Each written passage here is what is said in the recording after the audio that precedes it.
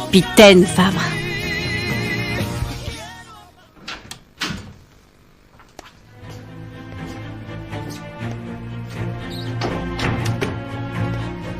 J'imagine que tu es satisfait. De quoi tu parles? De mettre Marina en danger de cette façon.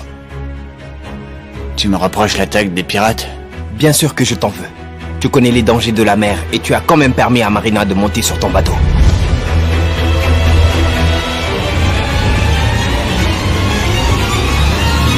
Y descubrir el amor juntos cada mañana. Hoy tengo ganas de ti. Hoy tengo ganas de ti.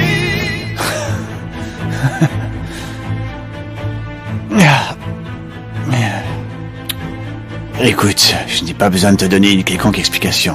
Ce qui se passe à bord de mon bateau me regarde, c'est clair. Mademoiselle Marina est montée à bord parce qu'elle le voulait. Cela n'excuse pas ton irresponsabilité pour l'avoir mise en danger. Voyons, je ne l'ai exposé à rien.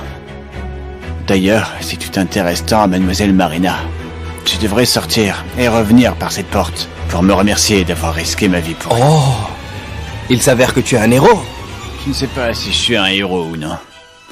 Je sais que je ne suis pas responsable de ce qui s'est passé. D'ailleurs, quand j'y pense, qu'est-ce que ça peut te faire? Je me soucie de Marina. Elle compte pour moi. Et pour que tu le saches une fois pour toutes, pêcheur, Marina est ta supérieure.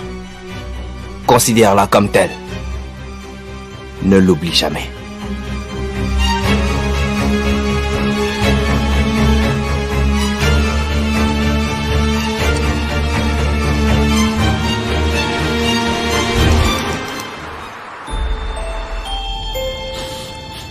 Vous m'avez fait verser des larmes de crocodile. J'ai une fille de l'âge de la vôtre, madame. Je ne veux pas qu'il lui arrive la même chose. Je n'ai pas eu un instant de paix depuis que j'ai perdu mes filles. Je maudis le jour où ils m'ont enlevé Magdalena. Et mon cœur s'est brisé le jour où j'ai dû donner ma fille Marina à son père pour qu'il l'élève et la protège. C'est pourquoi je vous demande de m'aider, afin que je ne perde pas l'espoir de retrouver mes filles. Je veux vous aider, mais je ne veux pas d'argent. Je veux vous aider parce que je comprends la souffrance humaine. Comment voulez-vous nous commencer? Bien. Quoi qu'il advienne, pour commencer, vous aurez besoin d'argent pour nous ramener là où vous nous avez trouvés, pour que personne ne se méfie de nous. Et ensuite? Bon, nous allons procéder étape par étape. D'abord ceci, puis comptez combien c'est. Est-ce que tout le monde a son horaire pour le Saint-Sacrement? Oui, père. Ah, très bien. Lazaro? Excusez-moi, père. Entrez, bonsoir. Eh bien, mon garçon, tu te montres enfin? Ta mère est en colère contre toi? Elle pense que depuis que tu as commencé à travailler avec le capitaine Fabre, tu t'es égaré. Oncle, ne t'inquiète pas pour moi. Je suis faire certaines choses. Mais tout va bien. Un instant, où vas-tu? Dis-moi ce qui t'arrive, dis-moi. En fait, j'ai une amie qui a beaucoup de problèmes. Et j'essaie juste de l'aider. Ah, une amie. Donc, dis-moi, qui est-ce? Une fille que je viens de rencontrer. Tu viens de la rencontrer et tu t'occupes déjà de ses problèmes? Dis-moi, quel genre de problème a-t-elle? Je suis désolé. C'est quelque chose qui ne concerne qu'elle. Je ne peux pas le dire. Ne serait-ce pas que tu es en train de tomber amoureux? Allez, dis-moi, il n'y a rien de mal à cela. Bien. Oui, c'est quelque chose comme ça. Mon garçon. Alors dis-moi, qu'est-ce qu'elle fait?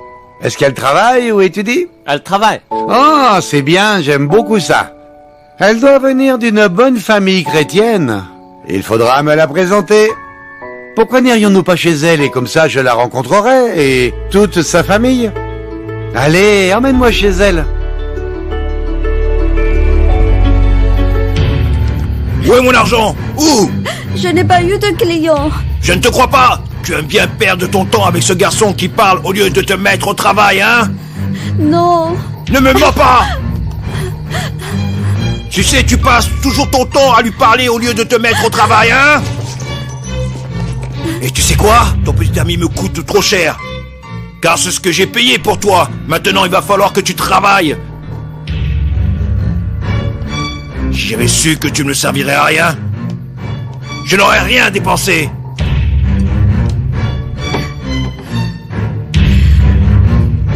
Répétez, mon oncle, que ce n'est pas le moment. Et que la famille de mon ami est très traditionnelle. Oh mon Dieu, je n'avais pas vu l'heure. T'as entendu ce qui est arrivé en mer? Oh, tout le village est au courant. Heureusement, le capitaine Fabre va s'en sortir et sera guéri. Bon, pour en revenir à ton ami, j'ai vraiment envie de la rencontrer. Ta mère sera ravie de savoir que tu as rencontré une fille convenable. Alors invite-la à dîner avec nous demain. Qu'en dis-tu? Allez, au travail. Écoute mec, j'ai dû aller à la maison parce que ma femme m'a appelé et que je n'ai pas pu rester seul avec ces dames. Mais j'ai tout arrangé, je vais les prendre toute la nuit et je vous les ramènerai demain à la fin de mon service. Vous voulez leur faveur toute la nuit? Oui. Seulement en paie d'avance, d'accord? Attendez. Je veux qu'elle revienne ici demain, ou vous le regretterez. D'accord mec. Vous devrez prendre exemple sur elle. Elle vient d'arriver et me rapporte déjà l'argent.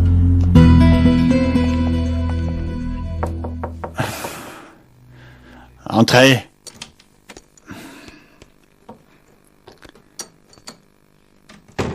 Bagre.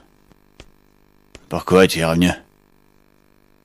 Ne me dis pas que ma reine... Non, ta marraine va bien, Damien. Je suis allé la voir. Je lui ai raconté ce qui s'était passé, je l'ai calmée. Je lui ai dit que tu étais à l'hôpital, que tu sortiras demain, c'était pas grave. Mon Dieu, tu m'as fait peur. Je vais aller la voir. Si ma marraine va bien, qu'est-ce que tu fais ici? Eh bien, après avoir vu ta marraine, je suis allé là-bas pour rencontrer les garçons et tout le monde a bien été en santé. Et c'est là que j'ai commencé à parler à Candy. Oui? Mec, qu'est-ce qui se passe? Tu m'inquiètes beaucoup. Damien, c'est que... Tu dois savoir, mais je n'arrive pas à trouver les mots juste pour te le dire. Quoi que ce soit, dis-le-moi une fois pour toutes, Bagre. Eh bien, Candy m'a dit que... Qu'Esther Sita a essayé de se suicider à cause de son amour pour toi. Hoy tengo ganas de ti. Hoy tengo ganas de ti. Hoy tengo... Comment? Elle va bien? Grâce à Dieu, ils ont pu l'aider à temps et elle est hors de danger maintenant. Ah, je ne comprends pas. Comment a-t-elle pu faire une telle chose? Qu'est-ce qui se passe? C'est parce que son père ne lui a pas donné la permission de t'épouser. C'était mieux ainsi. Et pardonne-moi d'être aussi honnête. Ouais, mais ne comprends-tu pas? Maintenant, je dois l'épouser plus que jamais. Ne me regarde pas comme ça, ce n'est pas viril de se défiler.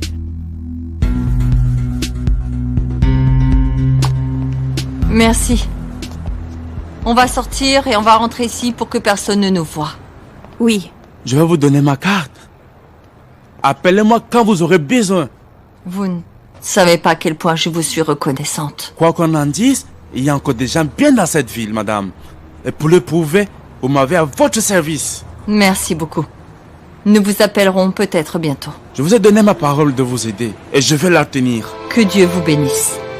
Au revoir, madame, et restez toujours forte. Je vous assure qu'au nom de mes filles, rien ne m'arrêtera.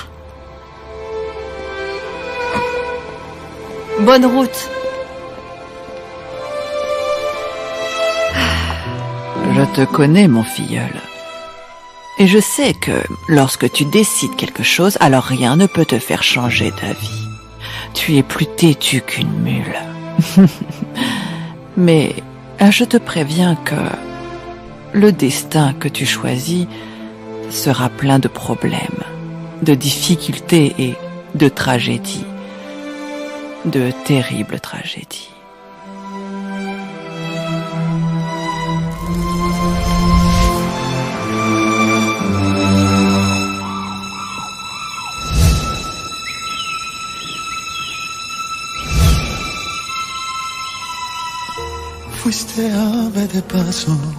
Capitaine, que fais-tu ici? Apparemment, c'est devenu une coutume de te remercier pour tout ce que tu fais. D'abord, tu m'as sauvé de la prison, puis tu soignes mes blessures. Tu sais, mon père m'a dit un jour que les mots ne suffisent pas. Qu'il faut aussi des gestes pour montrer notre gratitude. C'est pour toi. Merci beaucoup, capitaine. Je n'aurais jamais imaginé que tu aies un geste comme celui-ci, de ce genre, si doux. Tu as vraiment une piètre opinion de moi. Il y a des choses que tu ne sais pas sur moi. Je suis, même si tu ne peux pas imaginer, capable de voir des pensées comme ça quand je suis inspiré par une femme. Honnêtement, je ne te comprends pas, capitaine. Il y a des moments où tu me traites comme ton pire ennemi, et d'autres où tu es capable de me montrer que des sentiments nobles t'habitent au fond de toi. Voilà le vrai Damien Fabre que tout le monde ne connaît pas. Un homme au sang chaud qui peut exploser pour se défendre et défendre ce qu'il pense être juste. Mais je suis aussi un homme qui sait être reconnaissant et apprécier ce que les autres font pour moi.